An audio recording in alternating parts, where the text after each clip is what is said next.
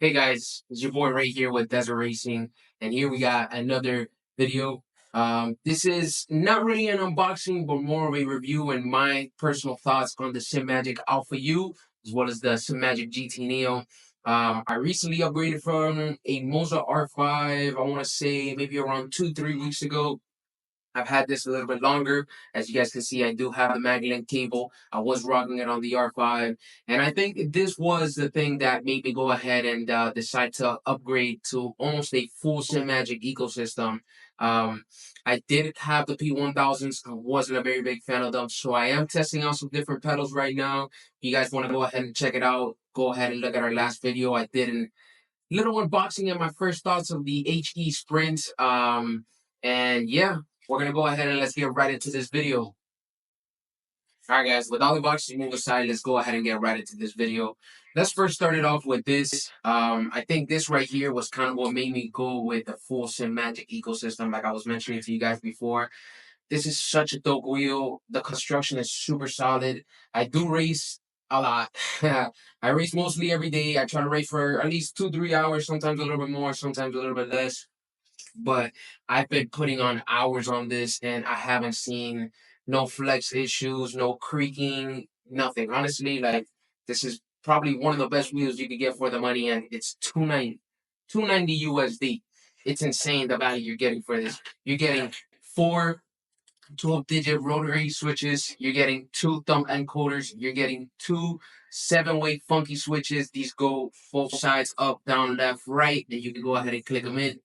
You get two paddles, up, down, obviously, and a double clutch action.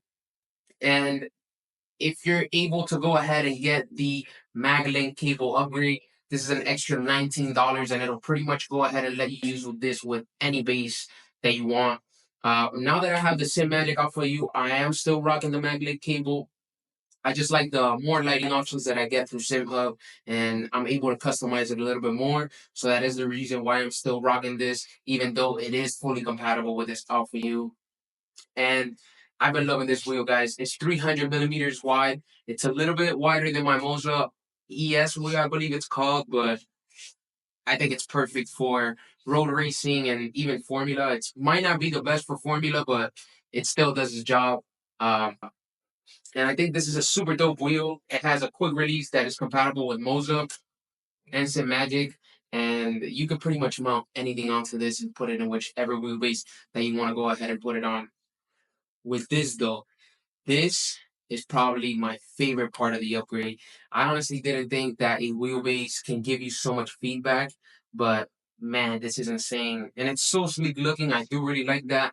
It's kind of industrial, kind of minimalistic. It's pretty much just a square. It's kind of like what Simagic does. Um, it has the plugins on the sides, so you are able to go ahead and get this, pretty far back. I do have a SimLab GT1 Evo cockpit with the monitor mount, so I am able to mount this all the way back and pretty much get a perfect field of view. So I am really loving this. It does come with the emergency stop switch, which is mounted onto the rig right now.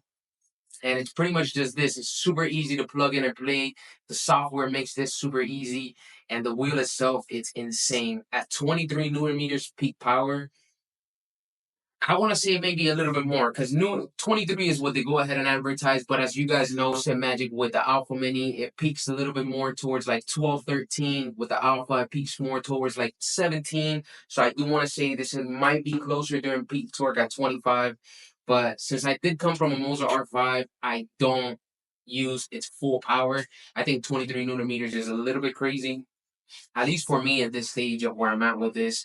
It is a heavy wheel. So do keep that in mind. If you are gonna go ahead and get something like this, make sure your cockpit does go ahead and support it. If I had to guess, it might be 15, 20 pounds. If I had to guess, it is pretty. It does got some weight to it. This is insane. I feel like my driving has changed so much. I'm able to catch slides sooner. I'm able to feel a little bit more road detail. If the road is bumpy and I know not to go ahead and mash my brakes right there because it is gonna go ahead and mess me up. I'm able to catch slides more. Like I said, I feel like I'm not spinning out as much. And as you guys can see, Luna over here has something to say. She really does like Simagic too. Um, but yeah, guys, this base is definitely worth the upgrade. I didn't go ahead and pay full price for that, so I do want to go ahead and make that clear to you guys. I am in Miami, so I do have a local micro center, and as I always do with all of my things, I'm constantly checking for sales, and I was able to go ahead and snag this at $7.99, I believe, which is $40 more than the Alpha. So I kind of just $50 more, excuse me, than the Alpha. So it just makes sense to pay a little bit more and just get that extra power. Because I do know even if the power is toned down on this, the bigger motor does give more detail. And I want to go ahead and agree with that statement. This is insane. And I think these two paired together is a perfect combo for anybody that's just starting out or maybe wants to get into a little bit of an upgrade.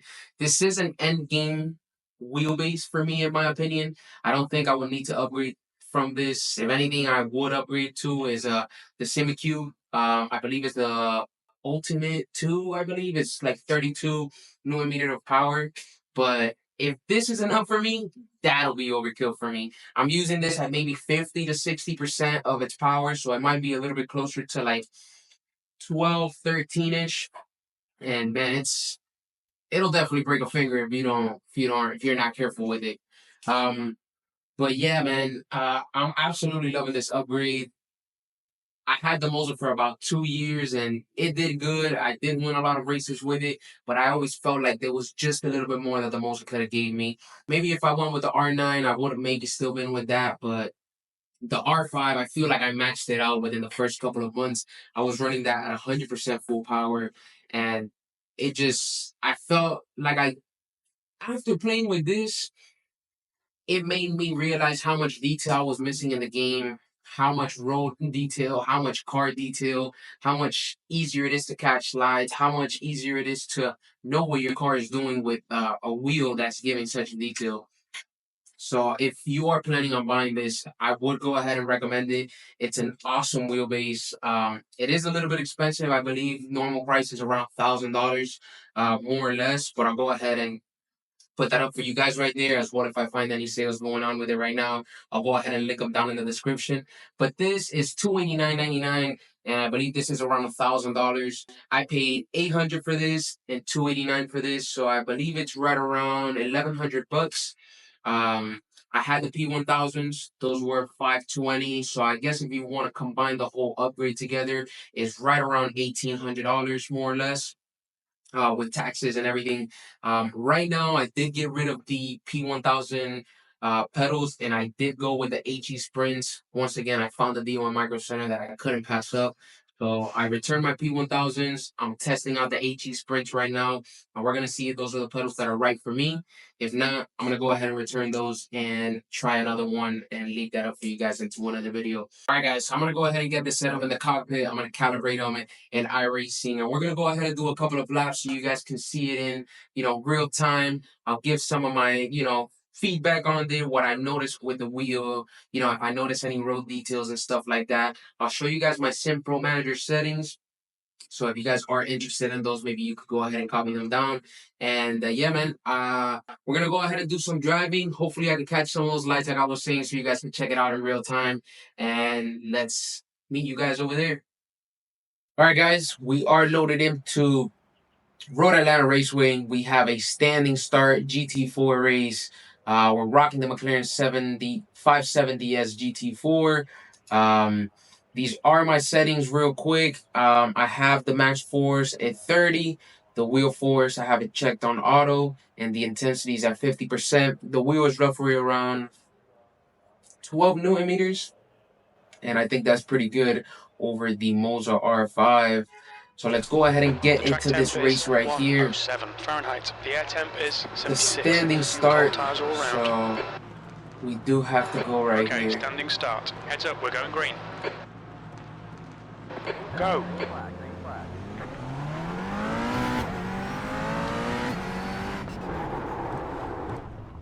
What the? You're in the middle, 3 wide, clear right. What the hell was that? Or left. Here, all round, on the left side. Hold your line. That has to be some of the craziest stuff I ever seen in a race.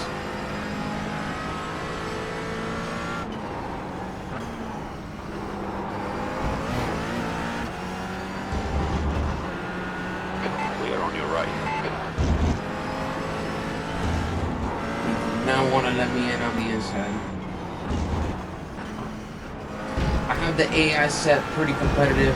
They are mostly all in pro and some in hot shoes. So let's see what we can go ahead and do right here. All right. Clear right.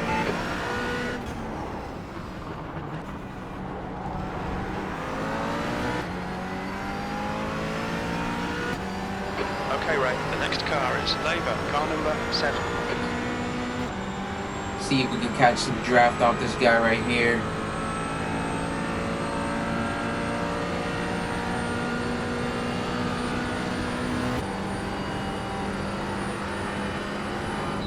Thinking Clear on your right side. Hold your line. oh Hold your line. Clear right. not the best Clear on your move, right. but we're still in this race. Still there.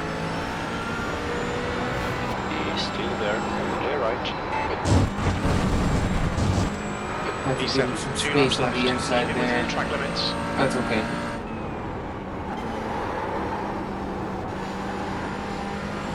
Or on your right side. Clear on your right.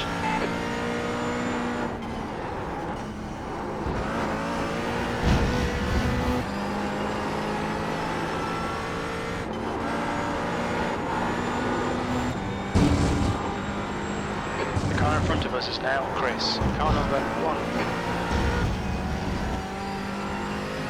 The gap to Chris ahead is now 0.5. Comment down below if any of you guys have used that Aston Martin GT4.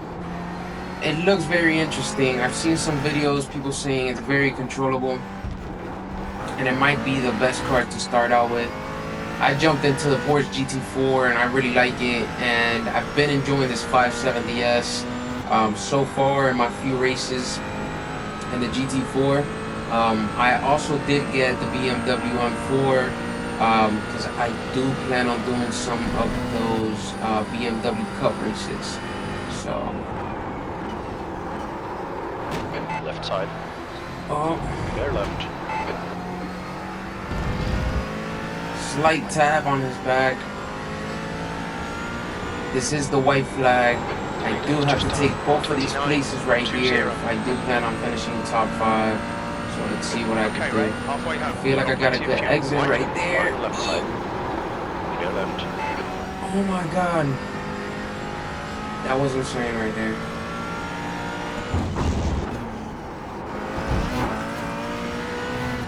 Off track. Put the track right there. Sorry. We needed to do what we needed to do to stay close to this guy.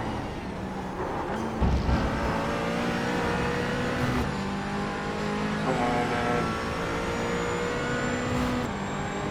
Let's take the inside. Left side. Clear left.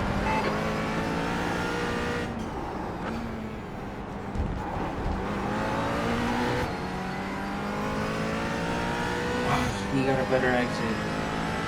He got a better exit. The gap to car number 08 behind is now 0.38.